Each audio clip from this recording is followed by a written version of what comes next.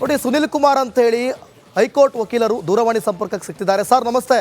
ನಮಸ್ತೆ. ನಮಸ್ತೆ ಸರ್, ನೋಡಿ ಇಲ್ಲಿ ಇದು ಡೈರೆಕ್ಟ್ಲಿ ಇನ್ವಾಲ್ವ್ಡ್ ಅಲ್ಲ, ಕಾಲ್ ತುಳಿತಕ್ಕೆ ಒಳಗಾಗಿರೋದು. ನಟ ಅಲ್ಲು ಅರ್ಜುನ್ರನ್ನ ಬಂಧಿಸಿದ್ದಾರೆ. ಹೌದು. ಸೊ ಇದು ಯಾವ ರೀತಿ ಪ್ರಕರಣ ಸಾಗ್ಬೋದು ಸರ್?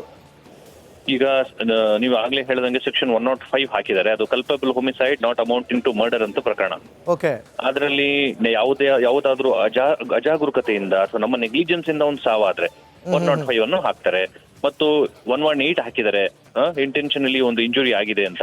ಇವೊಂದು ಅಲ್ಲು ಅರ್ಜುನ್ ಅವರು ಡೈರೆಕ್ಟ್ ಆಗಿ ರಿಲೇಟ್ ಇಲ್ಲ ಅಂದ್ರೂ ಕೂಡ ಅವರು ಆ ಸ್ಥಳಕ್ಕೆ ಬಂದಾಗ ಪೊಲೀಸರು ಮಾಹಿತಿ ಕೊಡಬೇಕಿತ್ತು. ನಾನು ಬರ್ತಾ ಇದ್ದೀನಿ ನೋಡಿ, ಅನೇಕ ಫ್ಯಾನ್ಸ್ ಇದಾರೆ, ಒಂದು law and order issue maintain ಮಾಡಿ ಅಂತ ಹೇಳಬೇಕಿತ್ತು. ಹಾಗಾಗಿ ಅವ್ರದ್ದು ಎಲ್ಲೋ ಒಂದ್ ಕಡೆ ನೆಗ್ಲಿಜೆನ್ಸ್ ಇದೆ. ಆ ನೆಗ್ಲಿಜೆನ್ಸ್ ಆಧಾರದ ಮೇಲೆ ಅವ್ರನ್ನ ಅರೆಸ್ಟ್ ಅನ್ನು ಮಾಡಿದ್ದಾರೆ.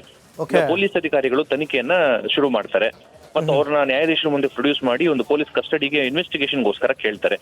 ನ್ಯಾಯಾಧೀಶರು ಅವ್ರನ್ನ ಪೊಲೀಸ್ ಕಸ್ಟಡಿಗಾದ್ರೂ ಕೊಡ್ಬೋದು ಅಥವಾ ಜುಡಿಷಿಯಲ್ ಕಸ್ಟಡಿಗಾದ್ರೂ ಕೊಡ್ಬೋದು. ಇನ್ವೆಸ್ಟಿಗೇಷನ್ ಹಂತದಲ್ಲಿ ಅಲ್ಲು ಅರ್ಜುನ್ ಅವರ ಪಾತ್ರ ಏನಿದೆ, ನಿಜವಾಗ್ಲೂ ಅವ್ರು ಯಾರಿಗೂ ಹೇಳದೆ ಕೇಳಿದ್ರೆ ಡೈರೆಕ್ಟ್ ಆಗಿ ಆ ಸಂಧ್ಯಾ ಚಿತ್ರಮಂದಿರಕ್ಕೆ ಬಂದ್ಬಿಟ್ರ, ಅವ್ರು ಬಂದ ನಂತರ ಕಾಲ್ ತೊಳಿತ ಸ್ಟಾರ್ಟ್ ಆಯ್ತಾ, ಅಥವಾ ಅವ್ರ ಪೊಲೀಸ್ ಅಧಿಕಾರಿಗಳಿಗೆ ಎಲ್ಲ ಸರ್ಕಾರಿ ಅಧಿಕಾರಿಗಳಿಗೆ ಮಾಹಿತಿ ಕೊಟ್ಟು ಬಂದ್ರ, ಅವ್ರ ನೆಗ್ಲಿಜೆನ್ಸ್ ಇದೆಯಾ ಅನ್ನೋ ತನಿಖೆಯಲ್ಲಿ ನಾವು ಪ್ರೂವ್ ಮಾಡ್ಬೇಕಾಗ್ತದೆ. Prima ಫೇಸಿ it's A serious case. Okay.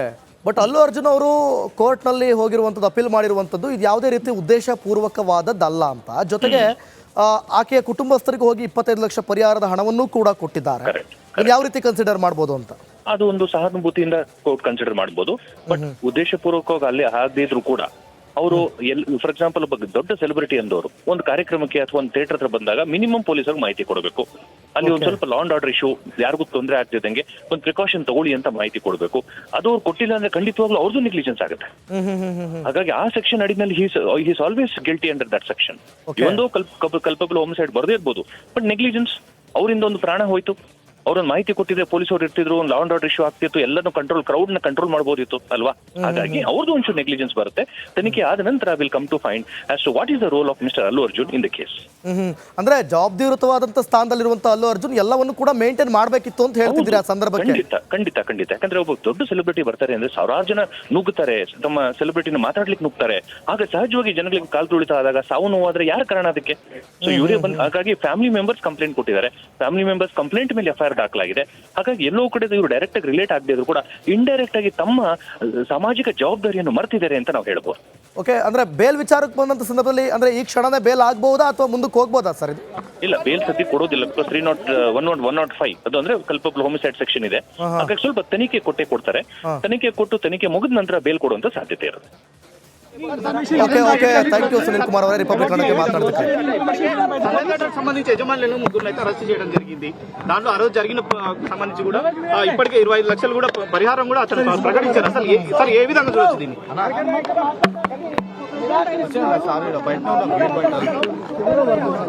So what do you have to say about the arrest of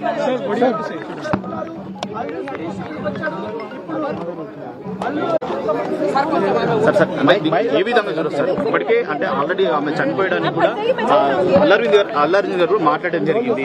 తన కుటుంబానికి ఎల్లవేళగా అండగా ఉంటామని కూడా చెప్పారు. అయినప్పటికీ పోలీసులు అరెస్ట్ చేయడం జరిగింది. సార్ దీన్ని ఏ విధంగా చూడొచ్చు?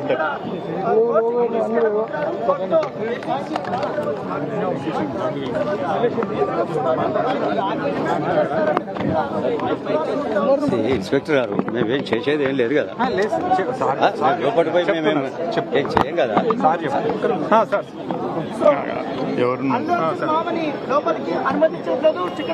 అనుమతించట్లేదండి. అనుమతించకుండా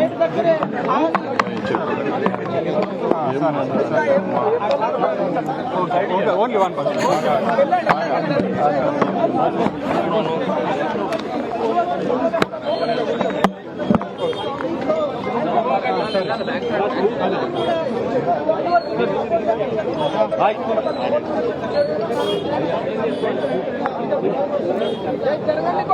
ಗಮನಿಸ್ತಾ ಇದ್ದೀರಾ, ಪೊಲೀಸ್ ಸ್ಟೇಷನ್ ಮುಂಭಾಗ ಸಮಯ ಕಳೆದಂತೆ ಭದ್ರತೆಯೂ ಕೂಡ ಜಾಸ್ತಿ ಆಗ್ತಾ ಇದೆ. ಜನರು ಕೂಡ ಅಲ್ಲಿ ಜಾಸ್ತಿ ಸೇರ್ತಾ ಇದ್ದಾರೆ. ಪುಷ್ಪ 2 ಸಂಭ್ರಮದಲ್ಲಿ ಇದ್ದರು ನಟ ಅಲ್ಲು ಅರ್ಜುನ್. ಒಂದು ದೊಡ್ಡ ಮಟ್ಟದ ಶಾಕ್. ಬೆಳಗ್ಗೆ ಸ್ಟೈಲಿಶ್ ಸ್ಟಾರ್ಗೆ ಶಾಕ್ ಎದುರಾಯಿತು. ಕಾಫಿ ಕುಡಿಯುತ್ತಿದ್ದಾಗಲೇ ಮನೆಗೆ ಖಾಕಿ ಎಂಟ್ರಿ ಆಗಿದ್ದಾರೆ ನೋಡಿ. ಬೆಡ್ರೂಮ್ನಿಂದಲೇ ಅಲ್ಲು ಅರ್ಜುನ್ ಅರೆಸ್ಟ್ ನೇರವಾಗಿ. ಬೆಳಗ್ಗೆ ಸ್ಟೈಲಿಶ್ ಸ್ಟಾರ್ಗೆ ಇದು ಶಾಕ್ ಆಗಿರುವಂಥದ್ದು. ಕಾಫಿ ಕುಡಿತಾ ಇದ್ರು. ಆ ಸಂದರ್ಭದಲ್ಲಿ ಅವ್ರನ್ನ ಅರೆಸ್ಟ್ ಮಾಡಿ ಖಾಕಿ ಕರೆದುಕೊಂಡು ಹೋಗಿದ್ದಾರೆ ಚಿಕ್ಕಡಪಲ್ಲಿ ಪೊಲೀಸ್ ಸ್ಟೇಷನ್ಗೆ. ಕಾಲ್ತುಳಿತಕ್ಕೆ ಒಳಗಾದಂಥ ರೇವತಿ ಕುಟುಂಬಸ್ಥರು, ಅಂದರೆ ರೇವತಿ ಪತಿ ಕೊಟ್ಟಂಥ ದೂರಿನ ಅನ್ವಯ ಸೆಕ್ಷನ್ 105 ಉದ್ದೇಶಪೂರ್ವಕವಲ್ಲದ, ಅಂದರೆ ಇದೊಂದು ಹಲ್ಲೆಗೆ ಯತ್ನಿಸಿರುವಂಥದ್ದು, ಮತ್ತು 118 ಕೂಡ ಮಾರಣಾಂತಿಕ ಹಲ್ಲೆಗೆ ಪ್ರಯತ್ನ.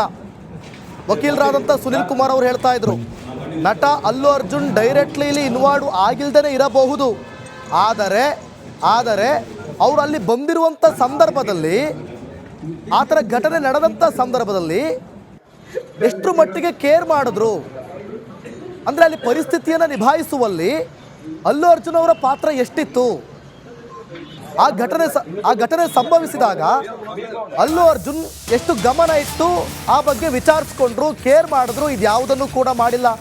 ಚಿಕ್ಕಡಪಲ್ಲಿ ಠಾಣೆಗೆ ಬಂದ ಅಲ್ಲು ಅರವಿಂದ್ ಆಗಮನ ಆಗಿದೆ. ಸಹೋದರ ಚಿಕ್ಕಡಪಲ್ಲಿ ಠಾಣೆಗೆ ಬಂದಿದ್ದಾರೆ. ಬಹಳಷ್ಟು ಬೆಳವಣಿಗೆಗಳಾಗ್ತಾ ಇದೆ ಪೊಲೀಸ್ ಸ್ಟೇಷನ್ ಮುಂಭಾಗ. ಸಹೋದರ ಅಲ್ಲು ಅರವಿಂದ್ ಆಗಮಿಸಿದ್ದಾರೆ. ಅಲ್ಲು ಅರ್ಜುನ್ ತಮ್ಮ ಚಿಕ್ಕಡಪಲ್ಲಿ ಠಾಣೆಗೆ ಆಗಮಿಸಿದ್ದಾರೆ, ಮಾಹಿತಿಯನ್ನು ಪಡೆದುಕೊಳ್ತಿದ್ದಾರೆ.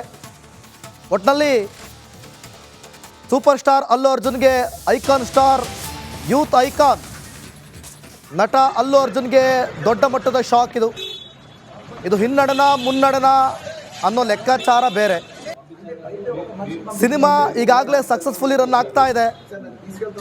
ಈ ಸಂದರ್ಭದಲ್ಲಿ ನಟ ಅಲ್ಲು ಅರ್ಜುನ್ರನ್ನ ಅರೆಸ್ಟ್ ಮಾಡಿರೋದು ದೊಡ್ಡ ಮಟ್ಟದ ಪ್ರಚಾರ ಅಂತ ಹೇಳಬಹುದು.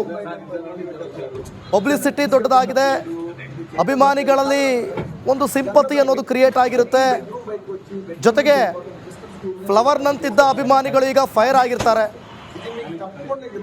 ಪುಷ್ಪರಾಜ್ನನ್ನ ಬಂಧಿಸಿರೋದು, ಪುಷ್ಪರಾಜ್ಗೆ ಬೆಳ್ಳಂಬೆಳಗ್ಗೆ ಪೊಲೀಸ್ ಬಂಧನದ ಶಾಕ್ ಎದುರಾಗಿದೆ. ಆಗಲೇ ಹೇಳ್ತಾ ಇದ್ದೆ ನಾನು, ಡೈರೆಕ್ಟ್ಲಿ ಇನ್ವಾಲ್ವ್ಮೆಂಟ್ ಇಲ್ಲ ಅಂತಂದ್ರು ಕೇರ್ ಮಾಡಬೇಕಿತ್ತು. ಆ ಸಂದರ್ಭಕ್ಕೆ ಕೇರ್ಲೆಸ್ ಮಾಡಿರೋದು, ನೆಗ್ಲಿಜೆನ್ಸ್ ಮಾಡಿರೋದು ಎಲ್ಲೋ ಒಂದು ಕಡೆ ಪೊಲೀಸರ ತನಿಖೆಯಲ್ಲಿ ಗೊತ್ತಾಗ್ತಾ ಇದೆ. ಅಲ್ಲು ಅರ್ಜುನ್ ಯಾವುದೇ ರೀತಿಯಾದಂಥ ಇನಿಷಿಯೇಟಿವ್ ಆಗಿ ತಗೊಂಡು ಆ ಬಗ್ಗೆ ಮುಂದಕ್ಕೆ ಹೋಗಿಲ್ಲ ಅಂತೇಳಿ.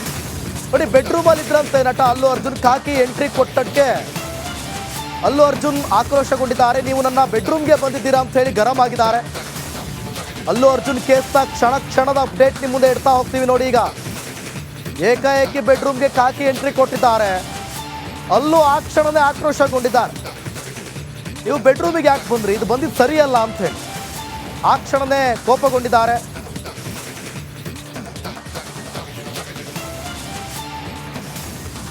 ಈ ಬಗ್ಗೆ ಮತ್ತಷ್ಟು ಮಾಹಿತಿಯನ್ನು ಕೊಡ್ತಾರೆ ನಮ್ಮ ಪ್ರತಿನಿಧಿ ನಾಗರಾಜ್, ಲೈವ್ನಲ್ಲಿ ಜಾಯ್ನ್ ಆಗಿದ್ದಾರೆ. ನಾಗರಾಜ್, ಬೆಳ್ಳಂಬೆಳಗ್ಗೆ ಬೆಡ್ರೂಮ್ನಲ್ಲೇ ಅಲ್ಲು ಅರ್ಜುನ್ಗೆ